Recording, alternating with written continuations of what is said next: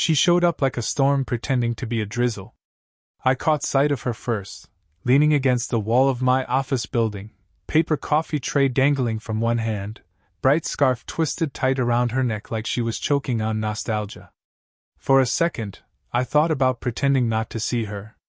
Walking past. Locking myself back inside the safe, boring cubicle life I'd built with 2 hands and stubborn hope. But it was too late. She grinned, wide and reckless, and held up the tray like an offering. I saw the way her eyes searched mine, looking for some flicker of recognition or softness. Maybe she thought the gesture would unlock something in me, nostalgia, regret, weakness. But all I felt was the cold weight of clarity. "Peace offering?" she said, eyes sparkling too hard. I didn't take it. Didn't even fake a smile. Just shifted my backpack higher on my shoulder and said, "Why are you here, Jenna?" The grin faltered for a fraction of a second. She was always good at recovering, at masking the cracks with noise and color, but I saw it. That little stutter in her armor. "I thought you might want to catch up," she said, voice sliding too easily into the old patterns. She shoved the coffee toward me again. "Just friends, remember?" I shook my head. "You don't want to be friends." Her jaw tightened. Flicker gone. Full exposure now. I could almost hear the gears grinding under her skin, calculating the next move. "You really think she's better for you than me?" she asked, all casual venom. I didn't flinch. Didn't roll my eyes or get angry or ask her what the hell she thought she was doing showing up like this. Just said, "Yeah," and walked past her without another word. There were 100 ways that could have played out. She could have cried. Screamed. Grabbed my sleeve and begged me to remember who we used to be. Jenna had never been great at losing gracefully. But she just stood there, coffee still dangling from her hand, like a painting somebody forgot to finish. I didn't look back. When I got home, Leia was on the porch, curled up in one of the battered chairs with a blanket around her shoulders, a book open on her knees. She looked up as I pulled in, her face softening instantly like it always did when she saw me. Like I was still something good in a world that forgot how to be gentle. I dropped my keys in the bowl by the door, crossed to her, and told her everything. Every word, every look, every breath of the conversation. She listened, quiet and steady, just like she always did. And when I was done, she didn't ask stupid questions like, "Are you sure you're over her?" Or "Did you lead her on somehow?" She just reached for my hand and said, "Thank you for telling me." We sat there until the sun burned itself out behind the trees, and for the first time in weeks, I felt like I could actually exhale. But Jenna wasn't done. The next week, she found new ways to reach out. Photos. Texts. Old memories dug up and polished like relics from a history we hadn't agreed to preserve. "Remember this? You were always there for me. She doesn't get you like I do." Every time, I showed Leia. Every time, she read them with the same expression, flat, detached, almost bored. But I caught the little things, the way her fingers twitched, the way her mouth tightened at the corners. I imagined what was happening behind her eyes. Was she comparing herself to Jenna? Wondering if the fragments of our past were still sharp enough to cut through the life we built? Maybe she was afraid to ask, afraid I'd answer too slowly. Or maybe she wasn't afraid at all. Maybe she was just tired of ghosts acting like they still had a seat at our table. There was strength in the way she never demanded more than the truth. But I saw the cost of that strength in her silences, and it made me love her more fiercely than I knew how to say. "It's like she thinks you're an object she forgot to claim," Leia said once, tossing my phone back onto the couch with a sigh. "Not a person who made his own choice." I blocked Jenna's number without hesitation. 2 days later, Leia got her own messages. "You're so lucky to have him. He was always my anchor. Hope you know how rare that is." This time, Leia didn't even blink. She blocked Jenna mid-scroll and went back to folding laundry, like Jenna's desperation was just background noise she refused to let inside. Some people only reach for you when they see someone else holding your hand. But Jenna wasn't just reaching anymore. She was clawing. She showed up at my office again, this time with tickets to some art show downtown. No pressure, she said, eyes too wide, voice too bright. Just thought you might like to see it. You always supported my art, remember? I didn't take the tickets. You're not a friend anymore if you're trying to sabotage my relationship, I said, each word balanced on the edge of pain and finality. For a split second, memories flickered, nights tangled in art and argument, that rooftop breakdown, her trembling hands wrapped around mine. But they passed like smoke. I saw her flinch, not just at the words, but at the truth she could no longer outrun. It wasn't just the end of a friendship. It was the end of a delusion she refused to release. I said, keeping my voice low and even. For a second, she looked like I'd slapped her. You really think she's better for you than me? She said again, voice splintered now, desperation leaking through the cracks she couldn't patch fast enough. Yeah, I said. Simple. Solid. A fact, not a debate. And then I walked away. I told Leia everything again.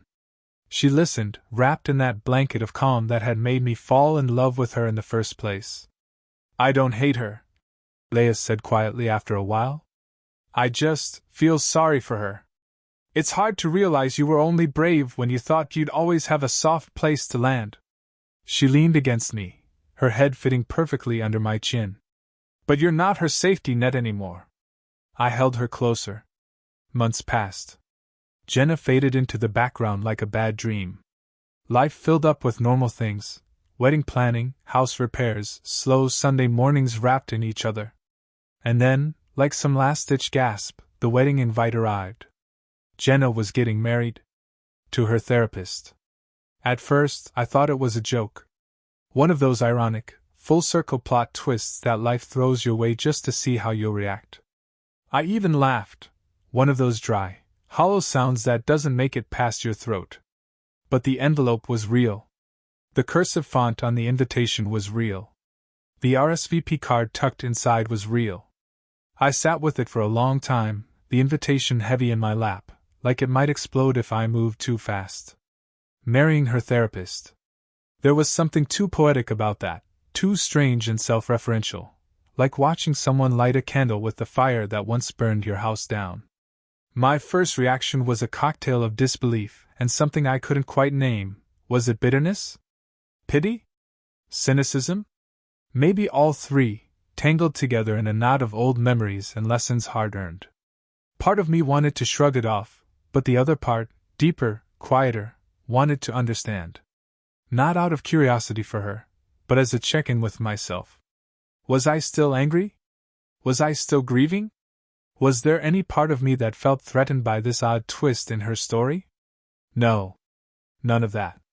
What I felt, if anything, was a dull ache, a reflection of who I used to be.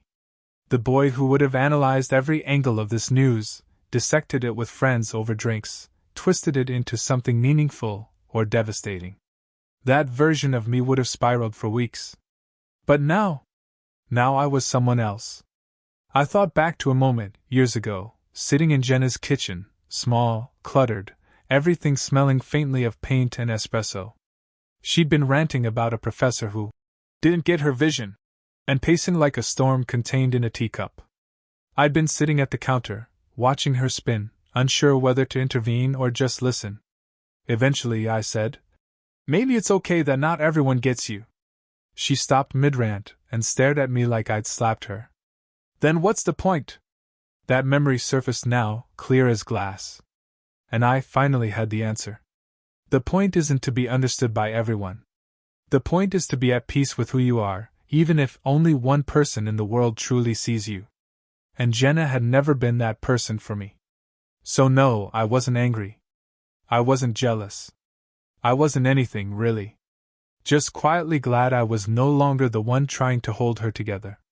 There was a part of me, tiny, almost ashamed, that wondered if she'd sent the invite on purpose. If she still thought she could yank at old strings and make me dance.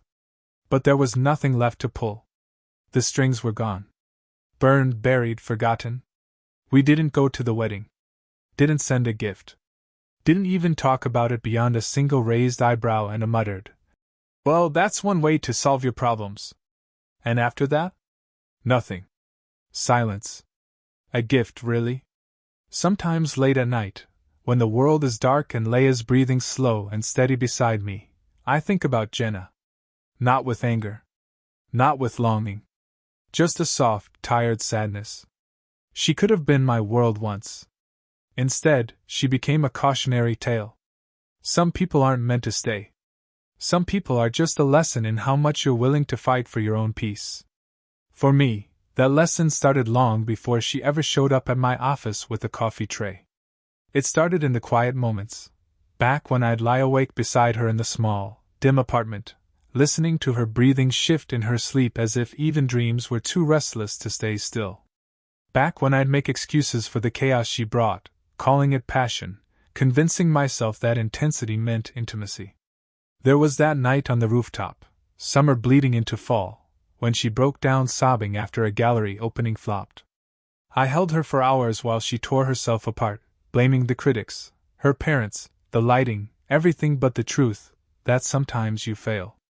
I remember the way she clung to me, nails digging in, whispering, "Don't leave. You're the only one who sees me." That should have made me feel cherished. It felt like a warning instead. I kept trying to convince myself that being needed was the same as being loved. But love doesn't bruise your peace. It doesn't make you question your own sanity. It doesn't leave you exhausted from managing someone else's storms. So when I say I fought for peace, I mean I had to fight the version of myself that thought I didn't deserve it. And when Jenna showed up again, coffee in hand and chaos trailing behind her like perfume, I didn't just walk away from her. I walked away from every warped belief that told me loyalty means staying in the fire. Peace isn't loud. It doesn't beg for attention. But it holds you steady. And that's what I found with Leia. Some people are just a lesson.